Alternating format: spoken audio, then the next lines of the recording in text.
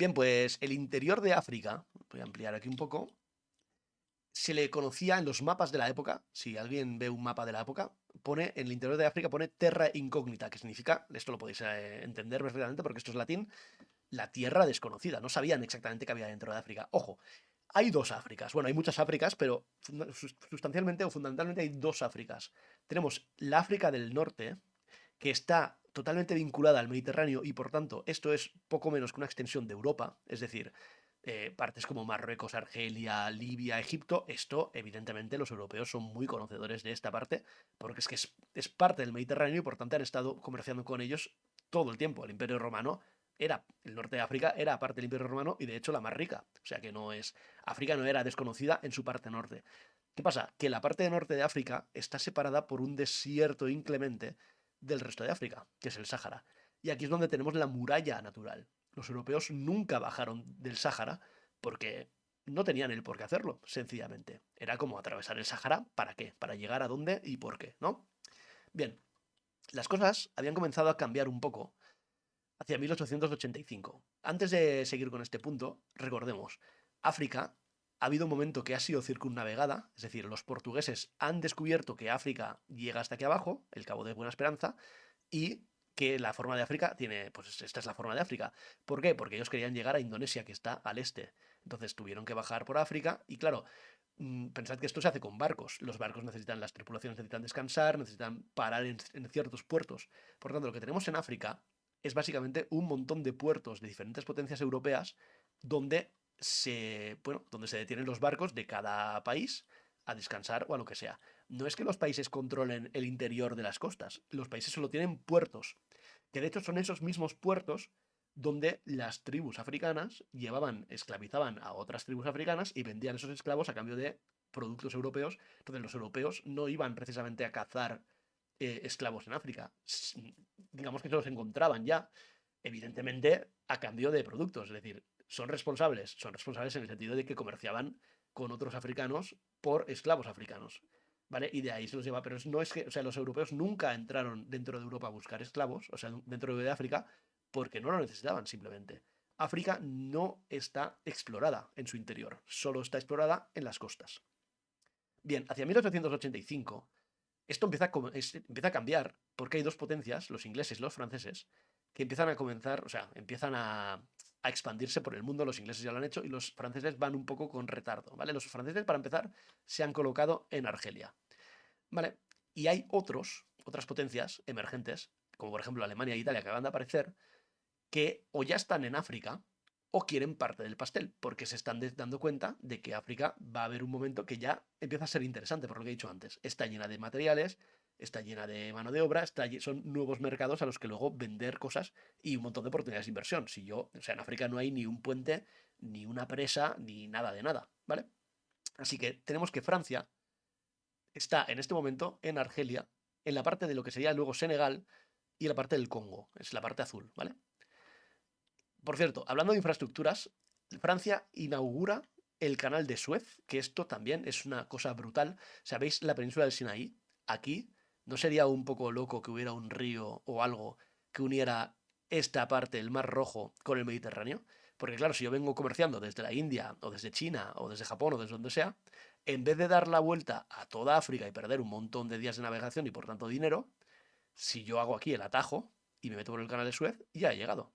Pues esto es una buena idea que la desarrollaron los franceses y los ingleses en esta época. Es decir, que ya están interesados en África y están haciendo infraestructuras. Vamos con el Reino Unido, porque el Reino Unido ya sabéis que tiene de todo.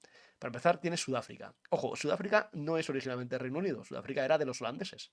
Y los holandeses, que llevan ahí un montón de tiempo, se hacen llamar a sí mismos los Boers. No es que sean parte de Holanda, sino que son holandeses que han montado su propio estado, digamos. Bien, Reino Unido se pone a pegarse con los Boers.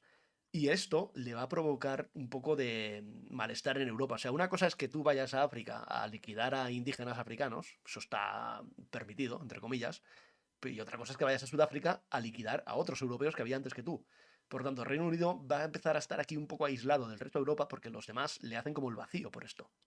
Reino Unido también se va a meter en Egipto, que recordemos que es un sitio muy fundamental, o sea, muy importante, yo creo que es uno de los más interesantes que hay en África, y además que tienen el canal de Suez que acaban de crear ahí junto a los franceses, o sea, que están dominando un área interesante.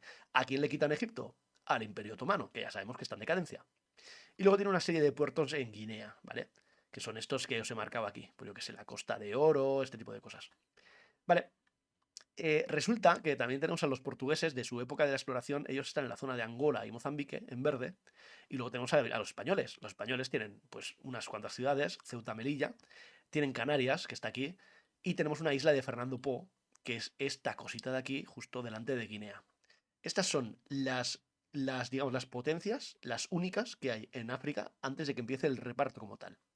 Claro, Bismarck, que acordémonos, no quiere ningún tipo de guerra que desestabilice a Alemania, que acaba de nacer, es otra vez más el que va a llevar la batuta y va a convocar la conferencia de Berlín. Acordémonos, todo esto viene del Congreso de Viena, que decía, en vez de empezar guerras entre europeos, lo que vamos a hacer es ponernos de acuerdo, ya si no nos matamos entre nosotros, y de forma dialogada y consensuada decidimos qué hacer. En este caso se está repartiendo África entre los europeos, tal cual. O sea, África es un pastel, y veis que aquí está todo blanca, con la tierra incógnita aquí, pues África va a pasar de esto a otra cosa, en la que toda África va a pertenecer, cada uno de los rincones de África va a pertenecer a alguna de las potencias europeas que están en el Congreso este de Viena, perdón, en la conferencia de Berlín. Bien, reparto de África. Vamos a hacerlo de forma civilizada, ya digo, evitamos guerras. Vamos a ver si esto es luego escapar. ¿Y entre quiénes? Pues entre 7 afortunados, 7 naciones. Tenemos a Francia, tenemos a Reino Unido, evidentemente, tenemos a Portugal, que ya estaba, tenemos a España, que ya estaba, y luego tenemos a nuevos artistas invitados. En África se cuelan los dos protagonistas de la época, Alemania e Italia, y se va a colar también Bélgica. Y una de las cosas que yo me suelo preguntar es por qué Austria-Hungría no está.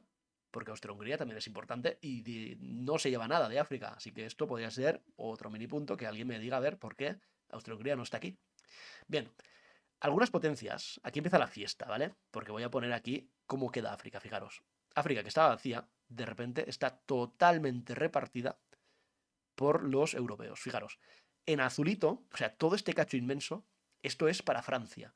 Claro, esto explica por qué los países de hoy en día que están situados por esta parte, pues pasando de Senegal a Mauritania, al propio Marruecos, a Argelia, se habla francés. De la misma forma, ¿veis todo lo rojo? Todo lo rojo pertenece al Reino Unido. ¿Por qué en países como, yo que sé, como Nigeria se habla inglés? Pues porque eran colonias inglesas. Para Portugal se quedan Mozambique y Angola, simplemente que tiran un poco hacia adentro, el interior, ¿ok? España, a España le dan parte de Marruecos, ahora veremos por qué, porque Marruecos originalmente era para Francia todo, ahora lo veremos. Le dan un cachito pequeño en Guinea Ecuatorial, que estaría aquí, ¿vale? Y le dan el Sáhara Occidental. Vamos, a España no se lleva casi nada, ¿eh?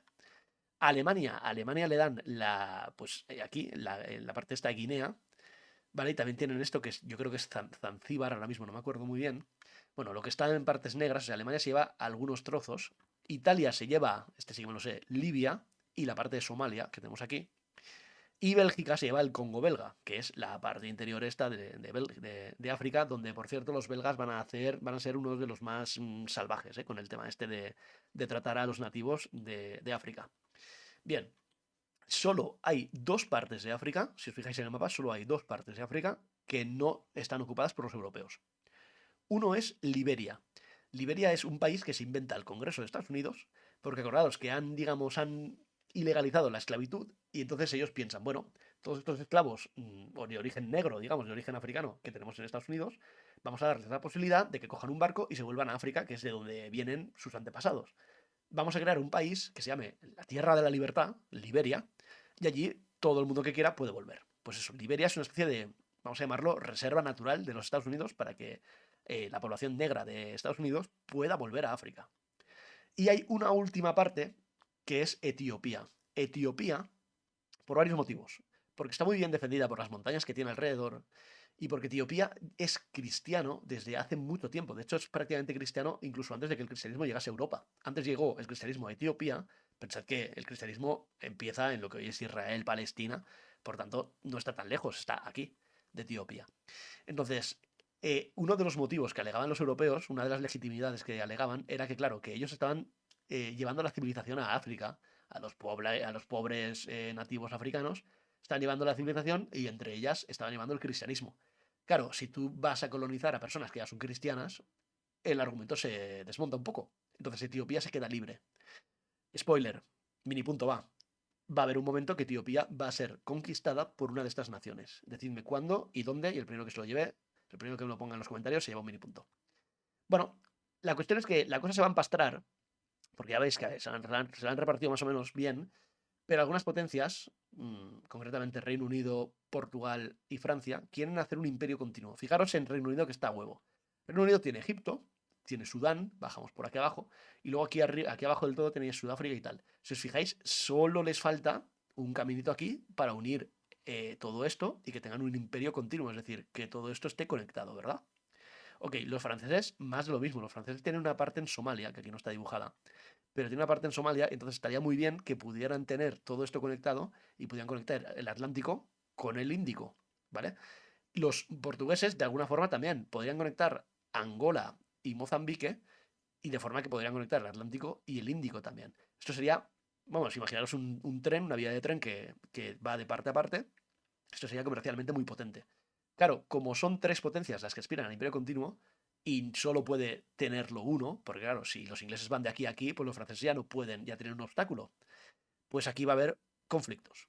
El conflicto que estalla entre los ingleses y los franceses es la crisis de Fashoda, que Fashoda es una ciudad que hay aquí en el Sudán, donde franceses e ingleses se encuentran y a punto están de empezar una guerra colonial por eso, porque quieren, digamos, o sea, pensadlo que esto se había llegado a un acuerdo, de esto para ti, esto para mí, pero aún así a punto están de llegar a las armas, ¿vale? Por este tema.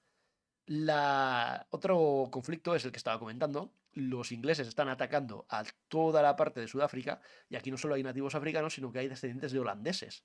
Claro, estos Boers, que se llaman así los Boers, al final son sometidos por los ingleses, pero esto les da muy mala fama a los ingleses de Europa porque, insisto, una cosa es matar nativos africanos y otra cosa es matar a descendientes de europeos. Vale, lo mismo que con Francia sucede en la parte de Portugal. Portugal estaba intentando conectar estas dos zonas verdes, Mozambique y Angola.